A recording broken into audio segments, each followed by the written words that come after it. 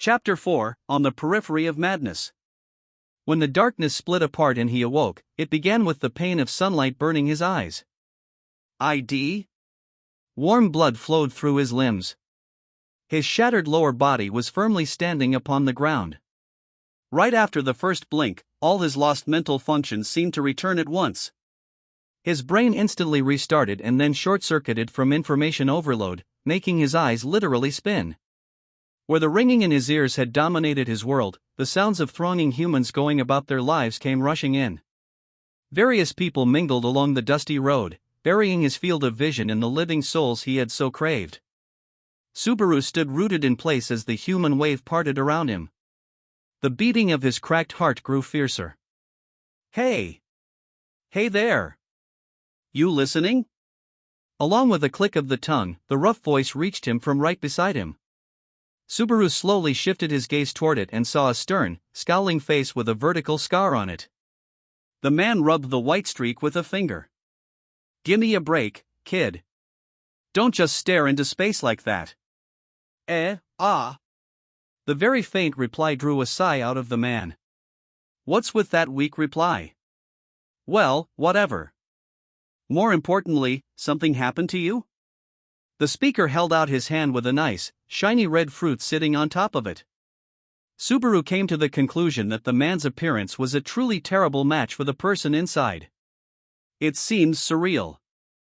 Subaru remained silent as he gazed absent-mindedly at the fruit. His situational awareness was badly lacking. However, the man didn't suspect that something was wrong with Subaru, instead leaning forward as he said, "Hey, enough fooling around here." I asked, "How many ables?" Don't make me say it over and over. The man reached over the counter and grabbed hold of Subaru's shoulder. He roughly pulled him closer, and Subaru's defenseless body pitched forward and crashed against the shelf. The man let go with a surprised look on his face. What are you doing? Stand up properly. Your legs are all wobbly, damn it, LL legs? The man pointed to Subaru's lower body with an exasperated look on his face. You've got two good ones attached to your hips. What, daydreamed you'd lost them or something? When Subaru looked down, he did have legs, trembling and shaking though they were. Since they were unreliable and unable to support his body, he was leaning on the shelves at the moment. With an annoyed voice, the man said, "I'm begging you, quit the bad jokes. This ain't normal conversation, and it's messin' with me." But Subaru's body did not respond. Reality didn't register as real. He felt detached somehow, like some sort of discord had developed in the connection between his body and his soul. What was he doing there? What had happened to him? He felt like something had happened to him, but what? What am I doing here? What? Suddenly, a girl's voice sounded in his ears. Subaru? Unable to speak a word, Subaru felt his eyes go wide as he lifted up his face. Behind the counter, there was a tiny silhouette standing near the stern, tall man, cleaning things up. She wore an apron dress that was mostly black, with a white apron and white headdress. She stood straight with a small stature and an elegant body. With the counter between them, she turned her lovely face towards Subaru. Her shoulder-length blue hair fluttered in the wind, drawing attention to her refreshing, gentle image. Tears formed in his eyes. Subaru? Sobs poured out of him as his field of vision blurred. He earnestly rubbed both eyes, fearful that the clear, distinct image of the girl would fade. And yet, she grew more and more distant as the murmurs loudened. Before he realized it, he'd lost the support of the counter and fallen onto the street. Unable to send strength and will to his feet, he lay there amid the pedestrians coming and going, tears flowing as he gasped with disjointed breaths. No, it was not breathing. He. Hi, ha ha. He, hi, ha ha. It was laughter. The murmurs broadened. He could tell that more and more people were shifting their gazes to him. Someone was watching him. Someone saw him. He wasn't by himself. He wasn't isolated. From this alone, he knew he was accepted, even lying there in the street like a marionette with cut strings. Rather than run around the counter, the girl leaped right over it to move to his side. Subaru, what's wrong? Are you all right? Get a grip on. The girl wrapped her arms around the fallen Subaru to sit him up. As she did. She felt so defenseless, and he hugged her back with all his strength. The girl accepted the embrace with astonishment. Her breath was so close, and her warmth was so comforting as he buried his nose into her shoulder and hugged her tight. Perplexed, she tried to say something. Subaru?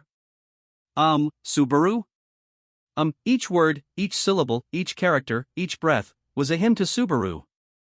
He embraced her firmly, his arms refusing to let go. Nor did the girl stir even an inch, quietly accepting the embrace, making no move to brush him off. The warmth of her body, the heartbeats of life, made him feel that others were alive like nothing else could. Hi. Uhita, hi. The madman named Subaru Natsuki continued to simply laugh. Ferris, sitting in a leather-covered chair, put a finger to his cheek and solemnly declared, "To be frank, Fairy can only say that it is all over now, meow." His ears twitched, and he swept back his flaxen hair as he shifted his gaze away from Subaru, sleeping in a feminine-looking bed. He looked instead to Rem with a pitying look in his eyes. He continued, "Fairy can only do something about physical wounds, you see. Issues with the body are workable, whether within or without, but there is nothing Fairy can do for the mind, meow." After Ferris's apology for his powerlessness, Rem bowed in a show of respect. "No, thank you very much for exhausting all your efforts." But somehow, her flat voice sounded devoid of emotion. This was not like her normal suppression of her opinions. Rem's inner turmoil was simply too great and had turned into profound sadness. Ferris closed one eye in a pained look. Rem did not notice his reaction and gently leaned her head forward, shifting her attention to Subaru where he lay on the bed. They had Subaru in bed to tend to him, but that didn't mean he was asleep. Both his eyes were wide open as he stared straight at the ceiling.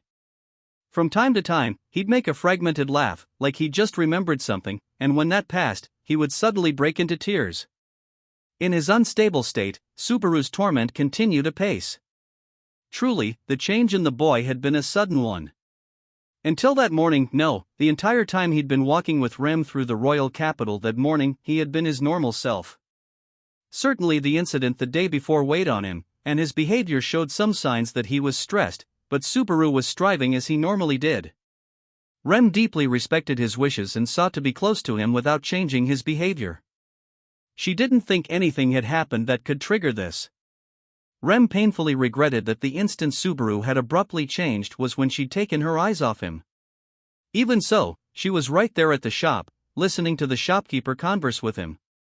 Thanks to Rem's tireless efforts, the store had sold its merchandise nicely, and the shopkeeper, in quite high spirits, seemed inclined to give them a souvenir. He was asking how many abless Subaru wanted to take with him, and she remembered him answering, "How about all of them?" The very next moment, his demeanor abruptly changed, and he fell limply onto the street. When Rem sat him up, he seemed so overcome by sadness and tears of joy that he kept laughing. Deeming he wasn't well, Rem carried Subaru back to the Crush Villa, accepting all the trouble it might cause. Suspecting it was some kind of magical interference, she politely insisted that Ferris examine Subaru. However, it had all come to naught. Even Ferris, the most accomplished healer in all of the royal capital, could not identify the cause of his sudden change. If Ferris could do nothing, it might well mean that gathering all the great magic users in the entire royal capital would still not be enough to heal him. Subaru's present condition was unrelated to magic. But his mind had suddenly become unbalanced. Ferris asked, "Fairy doesn't really want to ask, meow, but what will you do? Without understanding the cause, dealing with it is difficult." "I am sorry to have troubled you, Master Felix." Don't worry about it. As a matter of fact, it's better for Fairy's treatment now that he's not making a weird fuss, in a manner of speaking." Subaru hated Ferris's treatment and often voiced his complaints. On that level, Rem could understand how he was easier to deal with lying down and listless. The words were still highly insensitive. Ferris continued, But is it really good to continue treatment, meow?" Rem, who was watching Subaru, lifted up her head and shifted her gaze toward Ferris. "What do you mean? Don't be upset by my asking, meow, but the treatment for Subaru's gate is to make life easier for him, yes? Yes. If he can no longer live a normal life, treating him is meaningless, isn't it? Subaru is. The even more insensitive remark drove Rem to forget Ferris's status as she yelled. But even faced with the maid's emotions, Ferris's look of doubt did not falter. Are you saying don't stop now, meow? Seeing him like this? Are you serious? It's true some things happened to him, but if that's enough to break him, he's not likely to ever recover. Ferris looked down at Subaru with undiluted scorn. To Rem, who knew that this was the man to whom Lagunica had granted the title of Blue, the archetype for all water magic users, his behavior was all too callous. If someone couldn't be healed, throw the person away. That was the judgment of the kingdom's foremost healer? What did he understand about the individual named Subaru to judge that he had no prospects for healing? Oh my, what a stare you have. Subaru was a lucky man. Not that he ever realized it. Subaru's current situation is unrelated to the royal selection. He is not a person who would lose his mind over minor failures. Believe that all you want. As far as Fairy is concerned, keeping his sanity after everything that's happened presents problems of its own, meow. And besides, Ferris set aside his flippant tone as he looked frostily at Remington. Don't misunderstand. Fairy doesn't hate Subaru, so this isn't me out of some kind of special grudge against him. This isn't particular to Subaru as a person. Fairy just hates people who lose their will to live, pure and simple. Ferris pointed at Subaru, and then he touched his finger to his own chin. Even for someone with my meowgic specialty, there's no way to use that power besides healing. Fairy helps all kinds of people day after day to be of service to Lady Crush. Meow, everyone struggles hard to live, so thanks doesn't matter, but Fairy hates wasting this power on anyone. I think that is admirable. Thank you, but it's not right to save people who don't want to live. Even if you heal the body, isn't it just saving an unused life? If that's the case, end it before it causes other people trouble. Well, in this case it already has, meow. Ferris delivered his blunt assessment with a stern face. Behind that hard demeanor, Rem keenly felt Ferris's sincerity concerning the many lives he had no doubt saved. His way of saying it was dismissive, but it was what Ferris had learned from watching life and death in all that time. That had informed his views on life itself. Even so, Subaru is, Rem, battered by Ferris's words, looked at the boy with pure regret. Subaru was unaware that he was the subject of the conversation as he made faint, intermittent, warped giggles, as if hearing these things had stirred the wounds remaining in his mind. Deep inside, Rem wanted nothing more than to lose her grip on herself, cling to Subaru, and cry aloud. But that would bring dishonor to him and tarnish the good name of Roswell, her benefactor. More than anything else, it would be a betrayal of the feelings she herself had carried while watching over him all this time. A clear voice flowed into the room, abruptly breaking the awkward silence within. Ferris, I believe your view is just a little too strict. Rem reflexively raised her head at the voice. When Ferris noticed the visitor, his expression brightened. After all, his eyes were always full of zealous devotion when they gazed upon her. Lady Crush, said Remington, I do not go as far as to say weakness is a crime. I do believe, however, that condoning that weakness and wallowing in it while leaving the situation uncorrected is very much a vice. When Rem hastily lowered her head at Crush's arrival, the Duchess checked her with a hand. With a shake of her long green hair, she moved to the edge of the bed. Her eyes narrowed as she looked down at Subaru, who had a wicked smile on his face even then. I see. This certainly is an alarming state. Do you know the cause? Hearing Crush's question, Ferris raised both his hands up as he replied, no. According to Rem, he suddenly fell over, so Fairy examined him from head to toe. But there's no sign of any interference with his mana, meow. Is it possible this is some kind of curse? It is difficult to imagine, but I can think of someone taking measures against those with knowledge of the royal candidates. Or one could suspect that this is a show of force by another camp. However, neither is very likely, is it, meow? There's not much time to set something up, and who'd go after Subaru in the first place? Anyone involved would know he's powerless, and there is no magical interference anyway, curses included. Ferry's positive. And besides, as Ferris's words trailed off, he tilted his head and gently leaned into Crush, who stood there with her arms folded. Lady Crush, do you doubt Ferry's abilities? Of course not. I could never question your ability, personality, or loyalty. Even if you were to hold a dagger in front of me, ready to run me through, that thought is set in stone. Oh my, Lady Crush, what a munificent line. Ah, Ferry's falling to pieces.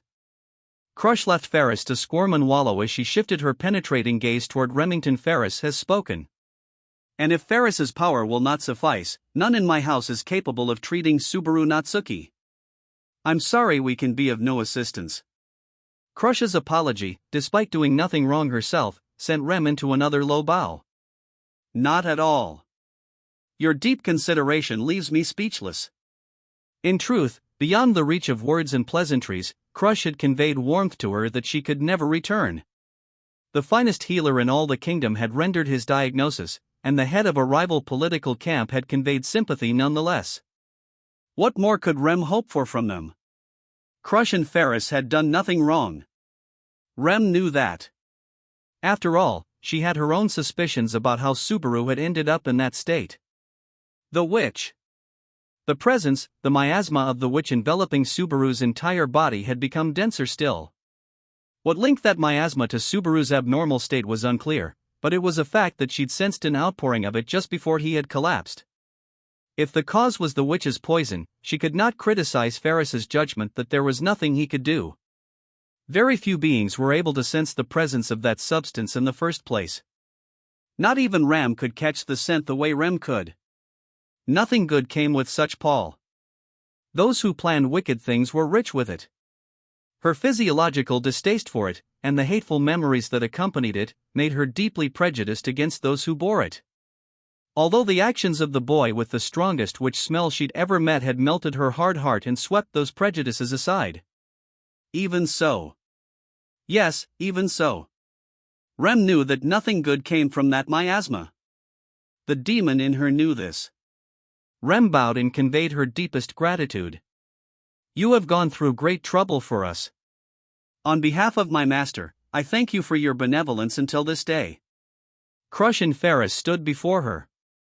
Rem and the others were meeting in the Crush Villa's reception hall. In other words, Rem was bidding them farewell. I am sorry we could be of no help. By rights, it is presumptuous to receive compensation for such a thing. Seeing Crush's eyes fall slightly, Rem lifted her face and firmly replied, not at all. Ending our request before it was finished is due to our own circumstances. You have given us your utmost consideration until now, Lady Crush. It is only right that we pay compensation as promised. Receiving her reply, Crush made one final apology, I am sorry. She would say nothing more. With his master's lips closed, Ferris followed up. To be honest, it does leave things half done, but it can't be helped, meow? Rem, be in good health. As for Subaru, get well soon, is what Ferry should probably say? With one eye closed and one finger raised, Ferris indicated Subaru, standing behind Rem, leaning against the door in a slovenly state. His condition had not improved. His reactions were as dull as before, with his consciousness stranded somewhere between dream and reality. In spite of that, he followed like a child when they led him around by the hand, and he could at least manage not to fall over. Though he still suddenly broke into little fits of laughter and tears from time to time. Rem replied, my words are insufficient to apologize for the rudeness caused by a member of our house. I thank you from the bottom of my heart for treating him with benevolence. Crush replied, we had a contract, and at the very least, I have exchanged words with him. I could never treat him in an uncouth manner. I believe things will be difficult from here, however. Rem glanced at the faintly smiling Subaru, grasping the hem of her apron in a display of resolve. I am prepared for that. Just as Crush had gloomily pointed out, she knew there were many hardships to come. Even so, Rem had appointed herself to be the one who would walk with Subaru through thick and thin. After all, she'd never forgotten what he had said to her long ago. Let's laugh, hug each other, and talk about tomorrow. I've always dreamed of laughing with a demon and talking about the future. She'd remembered that scene in her head many times, tens of times, hundreds of times over. That was why she could give Subaru no less than what he had given to her. For what she had received was too precious for any sum of money to ever repay. Crush lowered her eyes and shook her head. I regret that I was unable to fulfill your request. Rem smiled a little. She was grateful for Crush's considerate words, especially then, when she felt ready to crumble. It is all because of our shortcomings, though this chapter has reached an unfortunate result. I pray that you will do many great things, now and in the future, Lady Crush. And you as well. Tell Emilia, let us both fight to bring no disgrace to our souls. With that exchange, Rem keenly felt that her duty in that place had come to an end. Subaru's treatment had been abandoned before it was over, and she wasn't able to fulfill Roswell's secret command. She would no doubt be sternly scolded for scurrying back. Even so, she had to return to the mansion, for Subaru's sake. Fairy understands you're returning to the mansion, but do you have any leads for treatment? Rem held back the regret in her voice and replied to Ferris's question with her single ray of hope. At the very least, if he can meet Lady Emilia, no matter how much she spoke to him, how much she touched him, how much she continued in vain, the boy never responded to Rem with his usual Subaru-like reactions. But even in this state, sometimes words rich with meaning would tumble out of Subaru's mouth. Names, MMM? From time to time, he says names. My name, sisters. And she was happy that her own name was among those he whispered. On the other hand, the fact that he didn't respond when she called his made her sad. Though much of his behavior was meaningless, the name he murmured with the most frequency was Lady Emilia's. If he is able to meet her, perhaps it will change him somehow. But Fairy heard they parted on really bad terms. It hasn't even been 4 days since then. Is that enough time for her to calm down, meow? If you could wait a little longer. Ah, you really can't, huh? I am well aware that Lady Emilia has a poor understanding of her own heart. However, this is no longer something I can decide on my own. I must return and receive instructions. Rem's words, full of concern for her lord and master, were for the purpose of deceiving her own heart. She was hiding what she truly desired, burying it under her duties as a servant. After all, it pained her to the point of tears that she was not enough to save his heart and mind. Abruptly, Crush lifted her face and narrowed her eyes. Wilhelm has arrived. Following Crush's gaze, Rem saw that a dragon carriage was entering the courtyard of the villa from the iron gates. A familiar aged gentleman was sitting in the driver's seat. Crush continued, at the moment, this is the only long-distance dragon carriage that my house is able to lend.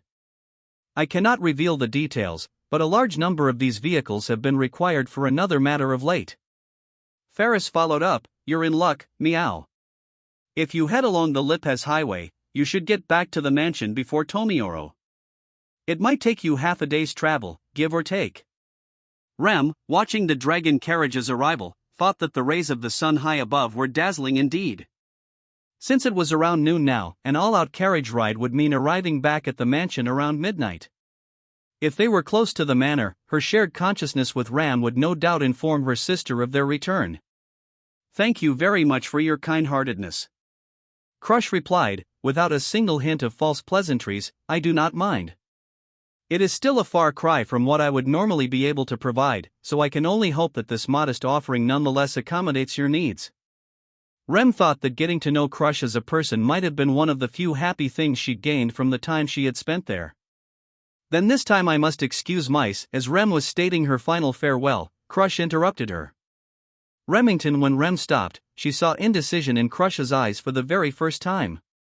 The Duchess continued, this is extremely inelegant of me, but there is something I wish to ask. Yes, what is it? Why do you strive for Subaru Natsuki so?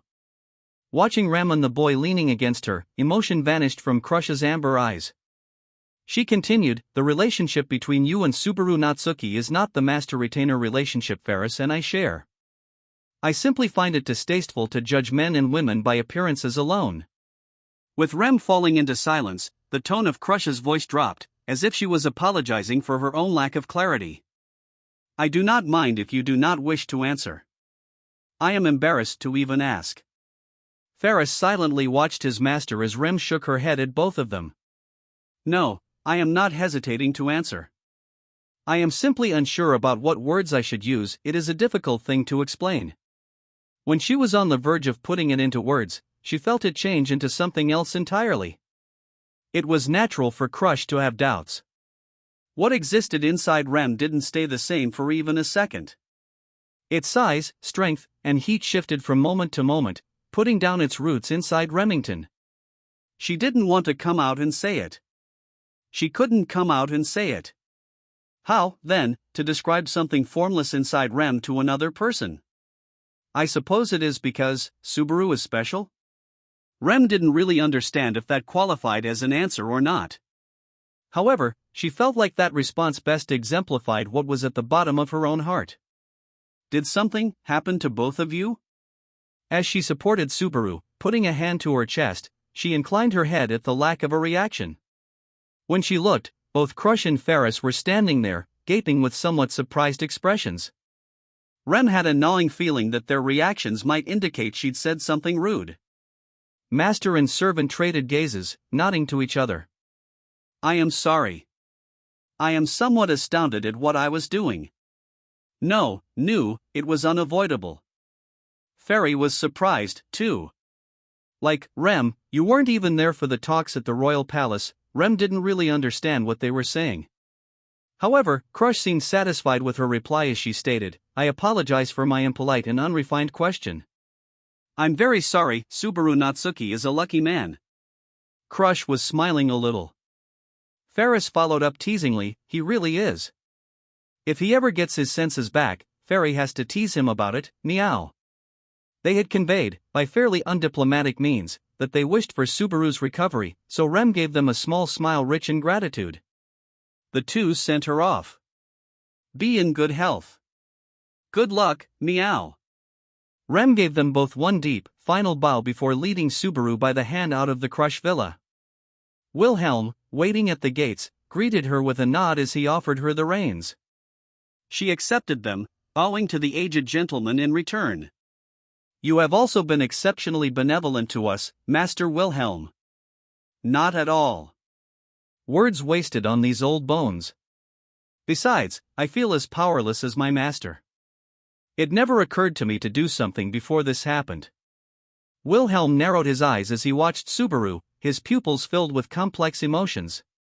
Now that Rem thought about it, the old man was probably the person at the Crush villa who'd had the most contact with Subaru. Though it had been for a mere 4 days, one might say that the sword training had given the two a relationship as master and pupil. Perhaps Wilhelm felt regret that he could not save Subaru, either. He commented, It would seem I have indeed not advanced a single step since that time, Wilhelm murmured to himself, apparently gazing through Subaru at something off in the distance. Master Wilhelm? When Rem called out to the older man, he blinked and shook his head. Pardon me. There is nothing I can do, but I shall at least pray for Sir Subaru's convalescence. Miss Rem, take due care while traveling that path. Rem did her best to ignore the faint, fleeting anxiety in the aged gentleman's eyes at the end. Thank you very much. Be in good health, Master Wilhelm. Even at the best of times, Rem was more awkward than other people. She could only reach out with both hands and do one thing at a time. And now, she'd decided just what her hands would support. Subaru, this way. You, eh? Supporting his wobbly body, she hoisted Subaru up from behind and sat him in the driver's seat. Rem took her place beside him, accepting Subaru's presence atop the cramped feeling seat. She sat right up against him, wrapping her left arm around his hip and firmly grasping the reins with her right hand. It might be a little cramped, but please bear with it. They would have to race in this posture for a long, long time. Rem was worried about the strain on Subaru, but she would also need to protect him after they arrived back at the mansion. Roswell and the others were unlikely to give him a warm welcome. If Subaru would be without other allies, Rem had to be the one he could count on. Because, I will always be by your side, Subaru. Always. Rem, deeply hardening her resolve, snapped the reins, and the land dragon began to race along the ground. As the mansion receded behind them, the elderly gentleman watched them go. Slowly, the carriage's wheels gradually turned faster and faster. Rem felt the sensation through the reins, as if the wheels themselves were expressing the state of her heart. Setting out from the royal capital, the journey to the Mather's dominion was a comparatively quiet one. Rem had been concerned about Subaru acting up, but fortunately there was nearly no sign of that while atop the dragon carriage. Yes, Rem was right at his side, limiting his movements, but he spent the majority of the time quietly in his seat, gazing absent-mindedly at the scrolling landscape. So far as she could tell, the mental issues that caused his laughter and tears had also lessened. Perhaps the change in scenery had produced some small change in Subaru's heart as well. Hope sprouted in Rem's chest that Subaru really might be able to recover. However, the scent of the miasma tickling her nose dashed cold water on her heart's expectations. Gradually, having Subaru's head resting on her own shoulder brought a faint smile to Rem's lips. In truth, she was happy that he was defenseless, guileless, completely entrusting his whole body to her. Rem knew that this Subaru was not his normal self and that what he was doing was not of his actual will. Even so, having him rely on her like that was the pinnacle of joy. Subaru, this way, a little farther. You. Close enough, feel his breath. Rem pulled Subaru's body even deeper into her own. Atop the narrow driver's seat, they had half melted into each other already, but Rem instead rested Subaru upon her own left knee. Her right hand firmly regripped the reins as she secured his body in place. Rem was thoughtfully doing as much as she could to prevent Subaru from pushing himself during the drive. She let him occupy most of the cramped driver's seat. When Subaru's snoring seemed troubled, she lent him a reassuring hand. Sometimes she would stop the dragon carriage to get Subaru to drink some water and assist him with physical necessities. Moving by dragon carriage put a not insignificant burden upon the driver. Paying close attention for over half a day at a time, a normal person would collapse from exhaustion before the journey was over as often as not. However, Rem's physical body was made of sterner stuff than a normal person's. Her mental endurance was also strong, and more than that, the fact that her labors were for Subaru's sake was the best match to light a fire under her. By rights, I really shouldn't put my personal feelings into it, though. Subaru, embracing her, made no reply. From the look of his profile, he was still hovering between dream and reality. Rem's murmur was more for her own benefit than his. Perhaps remaining in the royal capital was not what you really wanted, but, in truth, I was just a little happy. I cannot have you to myself at the mansion, after all. At Roswell Manor, the time that Rem could spend together with Subaru every day was fairly limited. After all, she had her hands full with work at the mansion while he was always off with someone or other. During work hours it is with sister, in your free time, with Lady Amelia, and you even spend some of your limited time teasing Miss Beatrice. I had to put up with all that. Who? You were always so busy, you never had time to stand still. At the mansion, you worked for the villagers and for me. In the royal capital, for Lady Amelia. Always so busy. So far as Rem knew, Subaru was always running and running, never at a standstill.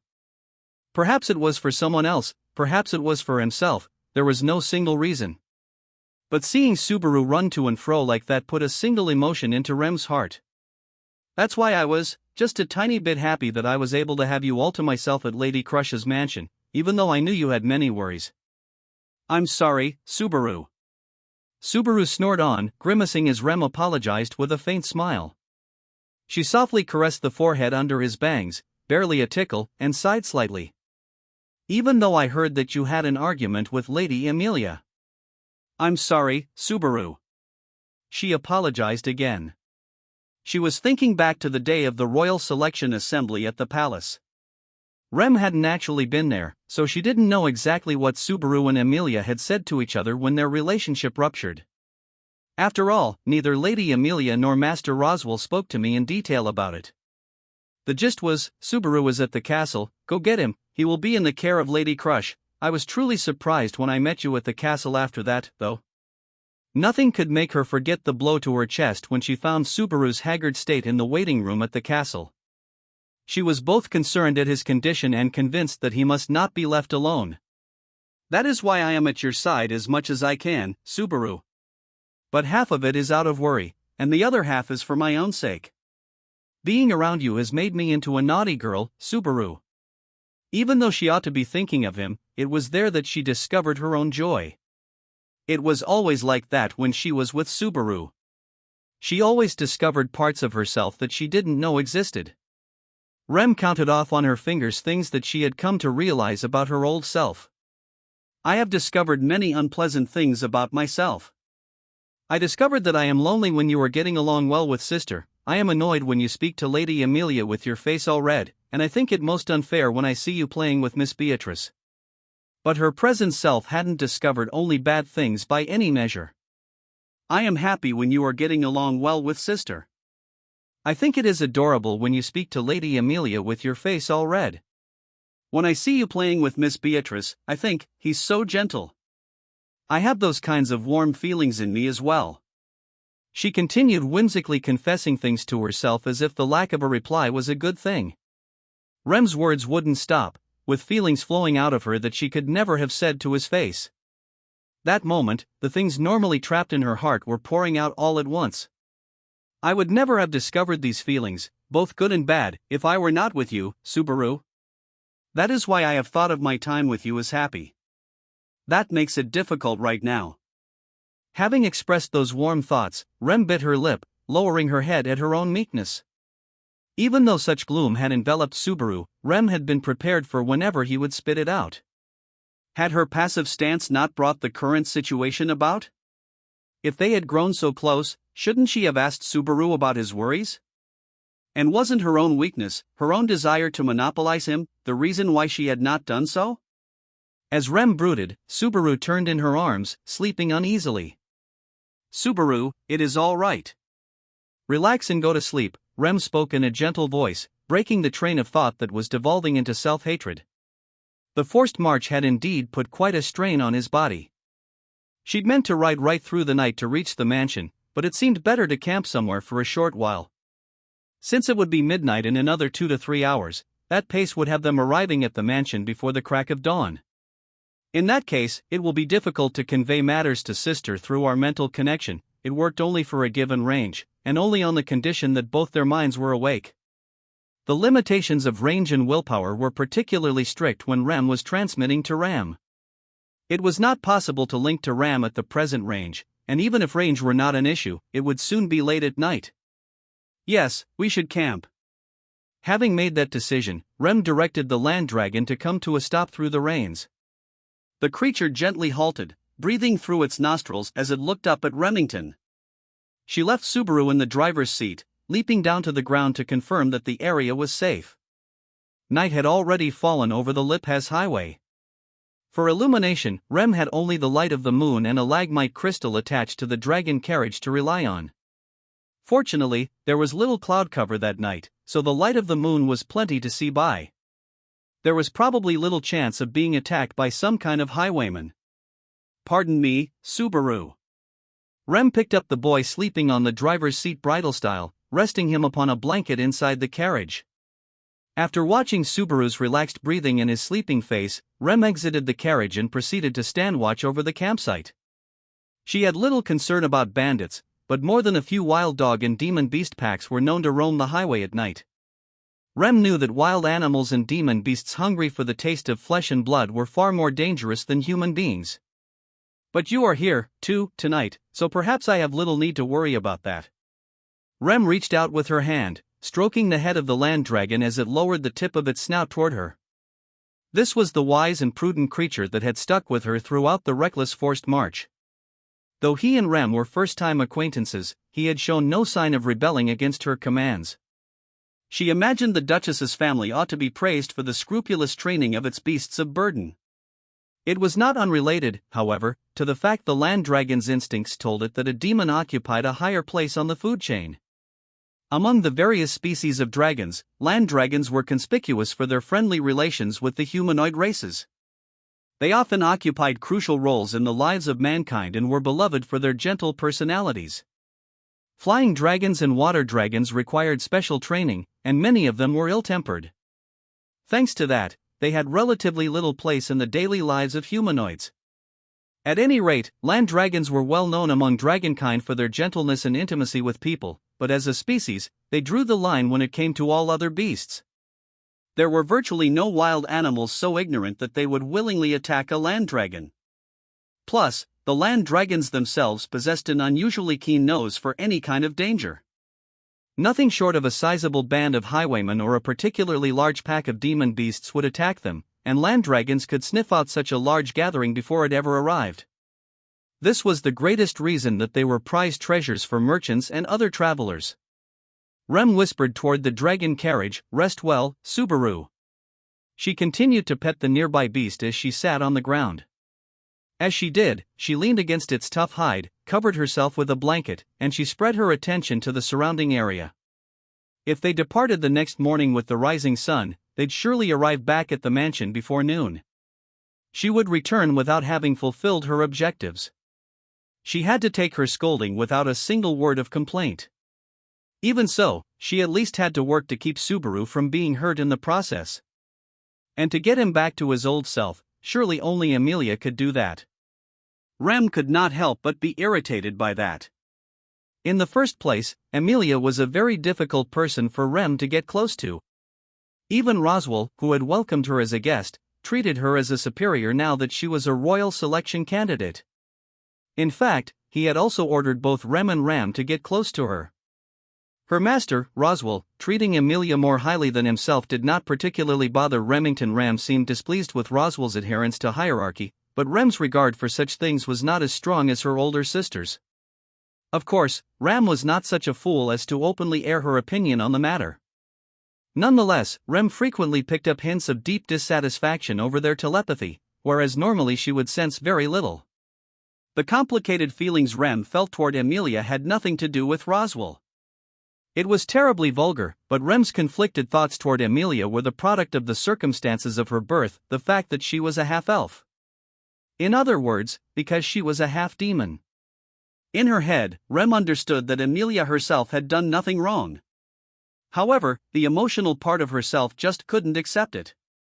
Emilia was not in the wrong. However, half-demons had affected Rem's life, their influence far too large to lightly dismiss. She still remembered how the witch cult had laid waste to her birthplace. That fact pricked terribly at Rem's heart. As a result, she had firmly maintained her position of guest and servant where Emilia was concerned. Rem disregarded her emotions and responded to Emilia's instructions like an automaton.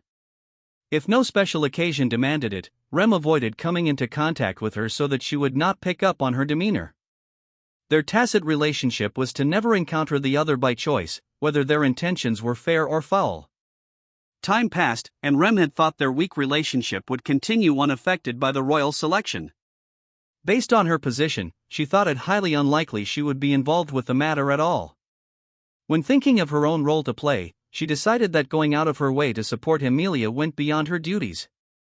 And yet, Rem's feelings toward her had changed since back then. She wondered if it was herself who had changed or Emilia. It was probably both, set in motion by a common cause, Subaru. Since the moment he wedged himself into her daily life, Rem's world had undergone great changes. When how you feel about the world changes, everything looks different, like black and white bursting into vivid color. Her work at the mansion felt more rewarding than before. No longer afraid of standing by her sister's side, she gained the confidence to approach Roswell and Beatrice more. In spite of her decision not to lend her support, she'd found herself exchanging words with Emilia more often. After all, she knew that they shared a common interest. And though she held the boy in her own fleeting thoughts, she knew just who was the apple of his eye. That was why Emilia remained a source of irritation for Remington. "I cannot bring myself to love, or hate, Lady Emilia. I am indecisive, aren't I?" It was a quiet night. The only thing she heard were the faint sounds of insects and the breathing of the land dragon at her side. Relying only on the light of the moon, the boundary between dream and reality was indistinct. Her thoughts shifted from place to place of their own volition. Time seemed to flow slowly. She felt like she'd looked up at the moon numerous times, only to find its position unchanged. The night was long. That time alone was a deep, cold eternity. Abruptly, Rem was seized by the urge to sneak back inside the carriage behind her, which she was protecting. There, Subaru was sleeping with a gentle expression, too deeply to be dreaming. How good would it feel to slide under the blankets at his side, to share that warmth between them? Even though I was touching him so closely until just earlier. It is a luxury I cannot afford. Rem rebuked herself for being affected by the urge, but her heart would not stop picturing the fantasy. A temptation arose, the temptation to throw anything and everything to the winds. At this rate, harsh realities far removed from Subaru's ideals awaited him upon his return to the mansion. She could still run off with the dragon carriage somewhere, with nothing but her own conscience to chide her. The funds Roswell had granted her for traveling expenses were considerable. With that, she and Subaru could no doubt head somewhere and live in seclusion together. With time and continued contact with people, Subaru could move past his present childlike state and regain himself. Even if it was different from before, they might be able to share the same moments together. Surrounded by people who had no idea that they had fled there, she and a recovered Subaru could begin brand new lives together. It would be a quiet life with the one she cared about, with no one to get in her way. Now that's a fantasy. Rem shook her head and, holding her knees, pressed her forehead against them, smiling weakly at her own imagination. There was no way that she could choose to turn her back on everything. To even have the thought was a sin. She could never simply abandon Rem, back at the mansion. Sister and Rem were two halves of a single whole. On top of that, she couldn't even imagine what burdens Rem would have to carry in her absence. She was a kind older sister who indulged Rem, so no doubt she would forgive even this. That was why she could never betray Sister. Roswell had entrusted Rem with such a fortune precisely because he had faith in her loyalty. Her diligent personality would not permit her to betray such trust, either. More than that, I cannot leave Subaru in this state after all. To begin with, Rem was well aware of her strong personal desire to have things to herself. If at all possible, she wanted everyone precious to her to be right at her fingertips. Doing her utmost for others helped her feel the worth of her existence deep down. It was no exaggeration to say that she was born predisposed to be a maid.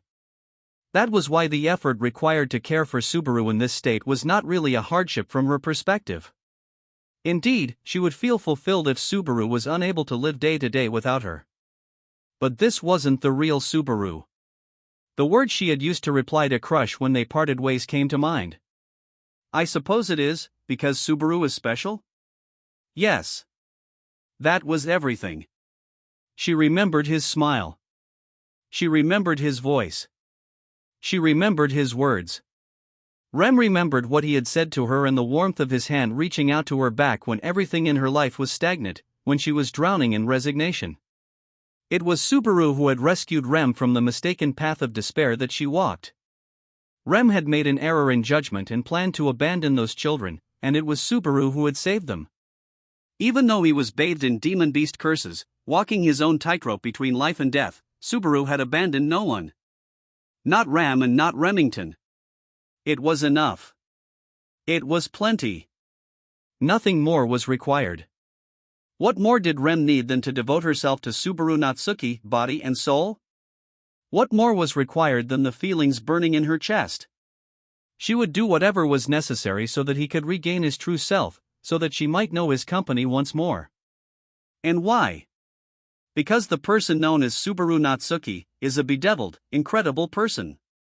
Rem stroked her hair back, moist from the foggy morning air, and gently raised her head. Perhaps it was accurate to call her half awake. Rem felt a little woozy, hovering somewhere between sleep and waking as her internal clock told her it was time to finally rise to her feet. There had been no changes of note during the night. No demon beast or highwayman had appeared, she hadn't even sensed any. All that said, Rem seemed to have been fairly worn out as well. Certain of her comparative safety, her body had strived to recover while she was half awake. She rose to her feet, stretching up high as she felt the cool morning breeze. It was a lazy, unladylike gesture. She would never do such a thing where others could see, but she had no concern about that at the moment. The only one around was Subaru, sleeping soundly beside HS Subaru. Rem jumped in surprise when she noticed Subaru was right beside her, curled up under a blanket. Since he'd been leaning on Rem for support, the young man gently flopped onto the grass, scowling as he turned his body a little. He came out of the carriage while I was sleeping and cuddled up next to me. Rem hastily looked between the boy and the dragon carriage behind him. Even putting the truth into words sent her into quite a panic. On the one hand, she was shocked that she hadn't noticed him moving. On the other, she blushed hard as she realized just how tolerant her heart had become where Subaru was concerned. In other words, even if Subaru had assaulted her in her sleep, she would never have resisted. I have been too careless. Even as she made that maidenly lament, Rem thought deep down that Subaru's action might be a good omen, the next step after he behaved himself so well during the dragon carriage ride. Subaru made no response except laughing or crying. Yet even in that state, he had performed a voluntary action, getting out of the dragon carriage under his own power. Rem held onto the hope that his broken heart was beginning to mend and his personality beginning to reform. All right. Let us go back, Subaru. If a change had been initiated, things would probably head in a good direction thereafter. Such optimistic thoughts were not like her, but this, too, was no doubt the influence of the young man before her eyes. And that internal shift was something Rem considered very dear to her. She believed that the thoughts rising into her head the night before had been a bad dream caused by her timid mind and tired body. She'd completely forgotten it, a cheerful future having overwritten it as if it had never existed.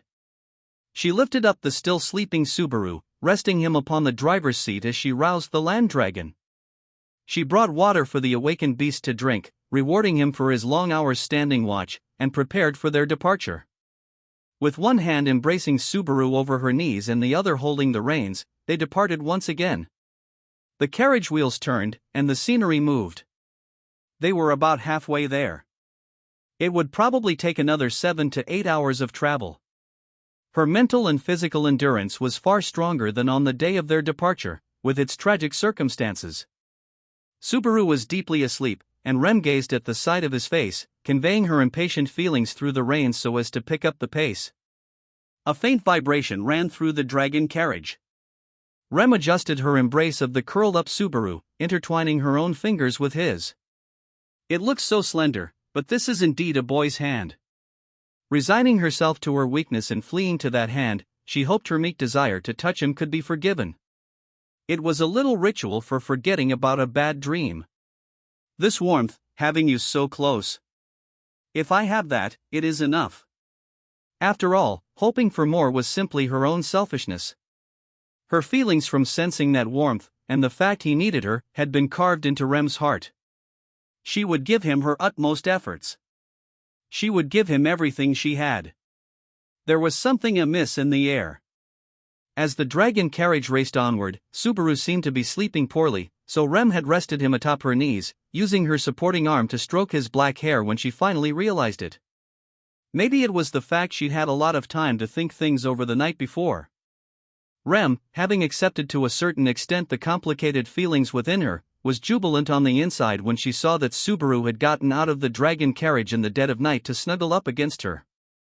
If that was the reason she had failed to notice the change sooner, she was a great fool indeed.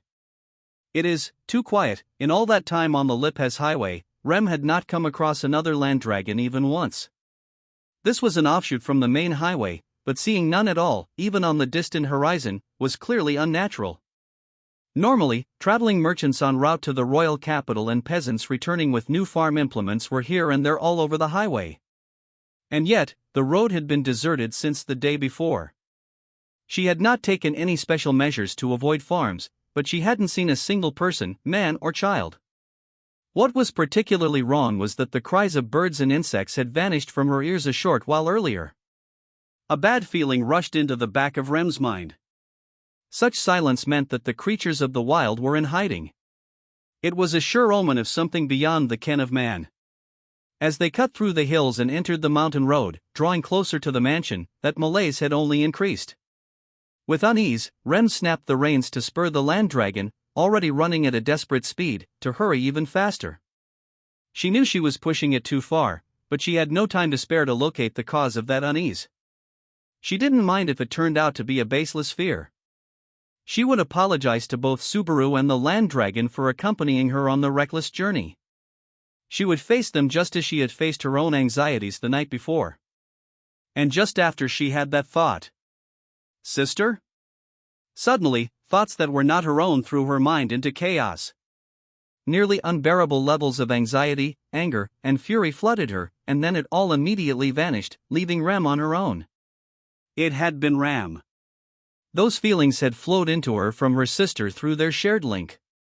Ram was always a model of self-control on the outside, but in truth, she was built of stern stuff on the inside, too.